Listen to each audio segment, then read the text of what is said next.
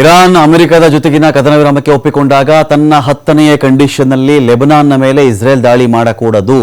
ಈ ಕದನ ವಿರಾಮದಲ್ಲಿ ಲೆಬನಾನ್ ಕೂಡ ಇದೆ ಅಂತ ಸ್ಪಷ್ಟವಾಗಿ ಹೇಳಿದ್ದ ಹೊರತಾಗಿಯೂ ಕೂಡ ಸೀಸ್ ಫೈರ್ ಅನ್ನುವ ನಿಯಮಗಳಿಗೆ ತಲೆಯೇ ಕೆಡಿಸಿಕೊಳ್ಳದೆ, ಅದಕ್ಕೆ ಕೇರ್ ಮಾಡದೆ ಇಸ್ರೇಲ್ ಲೆಬನಾನ್ನ ಮೇಲೆ ನಿರಂತರ ದಾಳಿ ಮಾಡ್ತಾ ಇದೆ. ಇಲ್ಲಿ ಏಕಕಾಲಕ್ಕೆ ತನ್ನ ಮ್ಯಾಕ್ಸಿಮಮ್ ಪವರ್ನ ಇಸ್ರೇಲ್ ಯೂಸ್ ಮಾಡ್ತಾ ಇದೆ. ಇಲ್ಲಿ ಕದನ ವಿರಾಮ ಅಂತ ಎಲ್ಲರೂ ಮಾತಾಡ್ತಾ ಇರಬೇಕಾದ್ರೆ ಸದ್ದು ಅರಿಯಬಾರದಂತೆ ಲೆಬನಾನ್ನ ಮೇಲೆ ಹೊಡೆದಿರುವುದು ಇಸ್ರೇಲ್.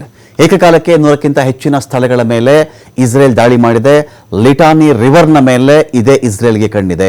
ಲಿಟಾನಿ ನದಿಯ ಆಚೆಗೆ ಸುಮಾರು 60,000 ಜನರನ್ನ ಸ್ಥಳಾಂತರ ಮಾಡಿ ಬಿಡಬೇಕು.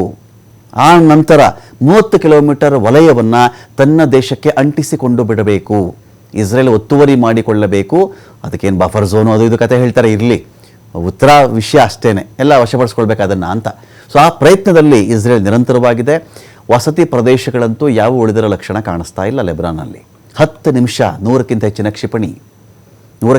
ಕ್ಷಿಪಣಿ 10 ನಿಮಿಷದಲ್ಲಿ ಬಂದು ಬಿದ್ದಿರೋದು. ಇಸ್ರೇಲ್ನ ಮಿಸೈಲ್ ದಾಳಿಗೆ ಸ್ಮಶಾನದಂತಾಗಿದೆ ಲೆಬನಾನ್ನ ಅನೇಕ ನಗರಗಳು. ನಬಾತೆ ಡಿಸ್ಟ್ರಿಕ್ಟ್ನಲ್ಲಿ ಕಟ್ಟಡಗಳೆಲ್ಲ ಛಿದ್ರವಾಗಿದೆ. ಅಲ್ಲಿ ದಕ್ಷಿಣ ಬೈರೂತ್ನಲ್ಲಿಯೂ ಕೂಡ ಇಸ್ರೇಲ್ ಮಿಸೈಲ್ ದಾಳಿ ಜೋರಾಗಿದೆ. ಜನವಸತಿ ಕಟ್ಟಡದ ಮೇಲೆ ಇಸ್ರೇಲ್ನ ಭೀಕರ ದಾಳಿ ಇದು. 300 ಜನ ಸತ್ತು ಹೋದರು. ಕದನ ವಿರಾಮ ಹೇಳಿದ ಮೇಲೆ ಸತ್ತಿರೋ ಜನ ಇದು. ಕದನ ವಿರಾಮ ಯಾರು ಕ್ಷಿಪಣಿ ಹಾರಿಸಬೇಡಿ, ಡ್ರೋನ್ ಹಾರಿಸಬೇಡಿ, ಯುದ್ಧ ಬೇಡ ಅಂತ ಹೇಳ್ತಾರಲ್ಲ, ಹೇಳಿದ ಮೇಲೆ ಇಸ್ರೇಲ್ ಮಾಡಿರ್ತಕ್ಕಂಥ ಕಥೆ ಇದು. 300 ಜನ ಬಲಿಯಾಗ್ತಾರೆ. 1165 ಜನರಿಗೆ ಇವತ್ತಾಗಿರ್ತಕ್ಕಂಥ ಗಾಯದ ಲೆಕ್ಕ ಇದು. ಇಸ್ರೇಲ್ ಮಿಸೈಲ್ ದಾಳಿಗೆ 20ಕ್ಕಿಂತ ಹೆಚ್ಚಿನ ಮಕ್ಕಳು ಸತ್ತಿದ್ದಾರೆ. ಅಲ್ಲಿ ಮುಗ್ಧ ಮಕ್ಕಳನ್ನು ಕೊಂದಿದ್ದೇ ಈ ನೆತನ್ಯಾಹು ಅಂತೇಳಿ ಆಕ್ರೋಶ ವ್ಯಕ್ತವಾಗ್ತಾ ಇದೆ. ಇಲ್ಲಿ ಎಲ್ಲೆಲ್ಲಿ ಎಷ್ಟು ಸಾವು. ಬೈರೂತ್ನಲ್ಲೇ 153 ಜನ ಸತ್ತಿರೋದು, 942 ಜನ ಗಾಯ ಆಗಿದೆ. ಬಾಲಾಬೇಕ್ನಲ್ಲಿ 18 ಜನ ಬಲಿಯಾಗಿದ್ದಾರೆ, 28 ಜನಗಳಿಗೆ ಗಾಯ. ಹೆರ್ಮೆಲ್ನಲ್ಲಿ 9 ಜನಗಳಿಗೆ ಬಲಿಯಾಗಿರೋದು, 6 ಜನರಿಗೆ ಗಾಯ. ನಬಾತೆಹ್ನಲ್ಲಿ 28 ಜನ ಬಲಿ, 59 ಜನರಿಗೆ ಗಾಯ. ಅಲೆ ಎಂಬಲ್ಲಿ 17 ಜನ ಬಲಿ, 6 ಜನರಿಗೆ ಗಾಯ.